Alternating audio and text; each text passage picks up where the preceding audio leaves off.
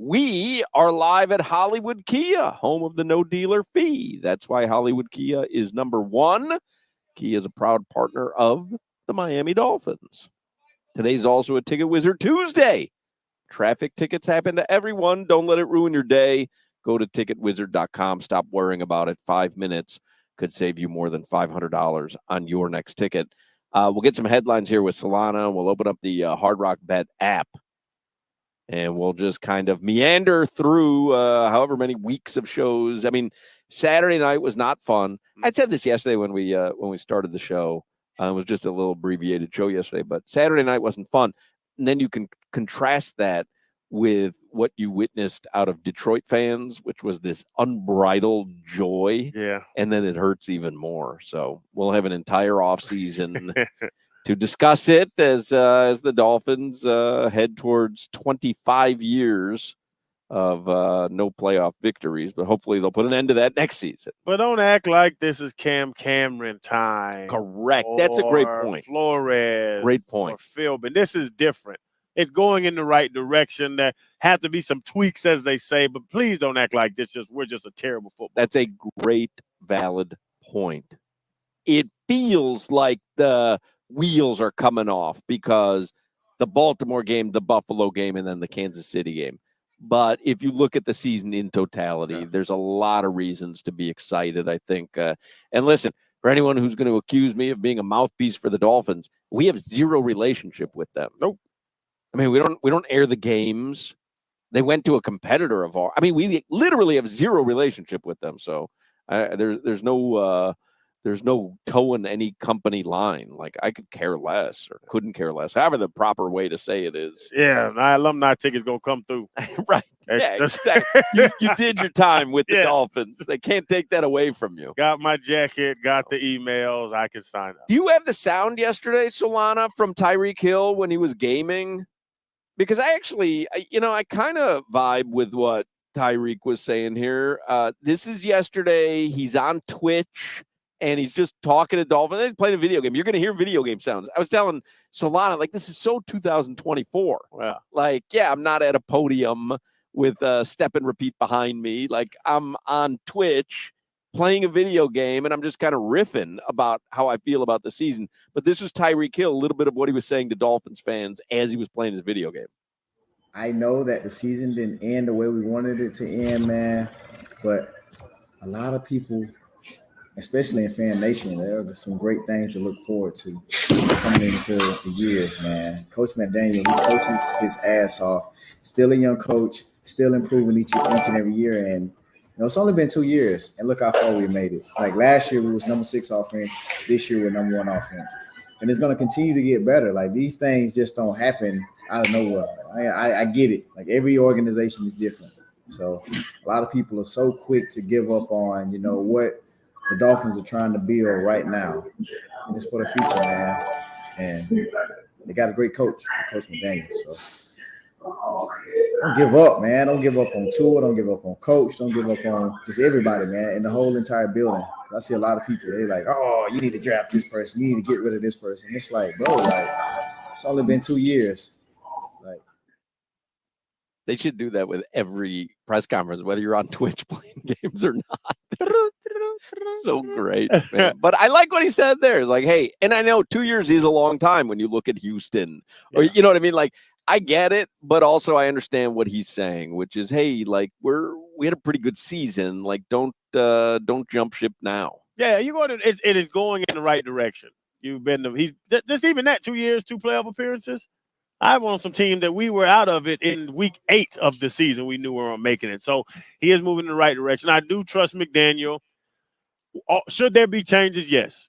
I think then just what we said about tweaking is add something to the roster. Chris Greer, we listened to him earlier. The turnover is 30 to 40% of your team. That means out of 53, what is that? Between 15 and 20 new guys are going to be there. 15 to 20 old guys are going to be gone, or different guys are going to be there. They don't have to be old, but tweak it. Would I be against, and it was another thing I've heard a lot, would I be against McDaniel having somebody help him call plays? Let's try it. But to Tyreek's point, Hawk, they were the number 1 offense in the league. So the people that are saying, hey, maybe he needs somebody to call plays so he can concentrate on game management, which we did have some game management issues too, or is it a guy to help him work with game management? I think Mike McDaniel's smart enough to evaluate the weaknesses and try to find answers for them. I would say that. And I don't think Tua is a weakness. I think we have other weaknesses to worry about. Let's get headlines here for the 5 o'clock Funky Buddha happy hour with our friend Alejandro Solana. I wish I could relishing a night off from the heat. I wish I could be as optimistic as you guys are today. I really do. I wish I could difficult. be as optimistic. You spent an entire season with Omar. It's different. Yeah, you're Womar. You got the Womar. Just He's like, I wish I could be more positive, but they'd kick me off game day uncensored. Solana, just think about this. If you doubt your team's going to win a Super Bowl every year, you're going to be right most years. That's true.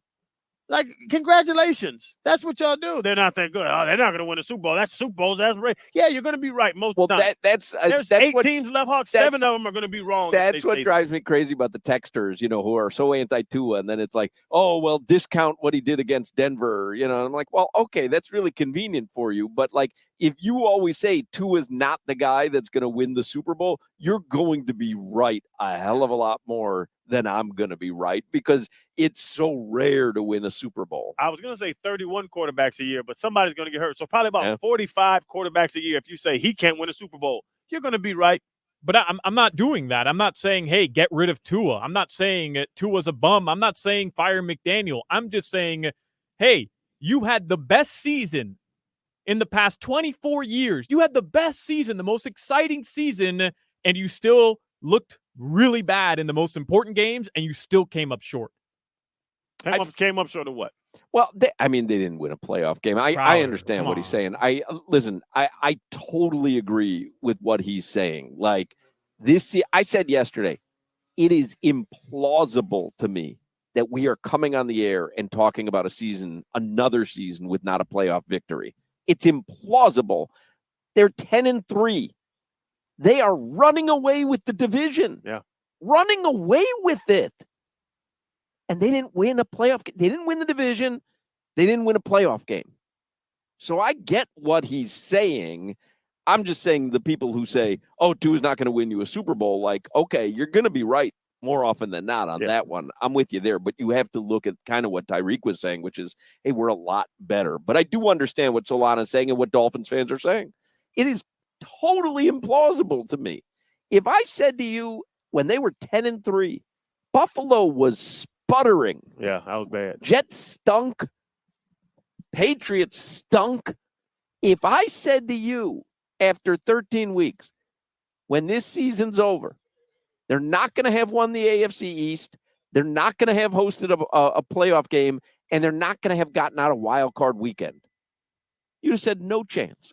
Yeah, I would thought they won a playoff game. Yeah, but that's the thing too. But if I told you right now, like, the view that you guys both have, which, by the way, I'm not saying it's the wrong view to have, but hey, they're getting better. Let's be optimistic about next year. Hopefully they can make the necessary adjustments, figure out how to beat good teams next year.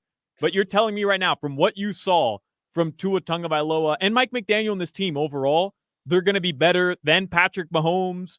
They're going to be able to beat Josh Allen in the playoffs, Lamar Jackson in the playoffs, Joe Burrow when he's healthy. I do think they will be. I think a confluence of events this season, and when I say, I'm not talking about events outside their control, it's inside their control, but I do think that he has the capabilities, because I thought they were the best team in the AFC East, and that meant being better than Josh Allen and the Bills. So it sounds hollow now, like I get it.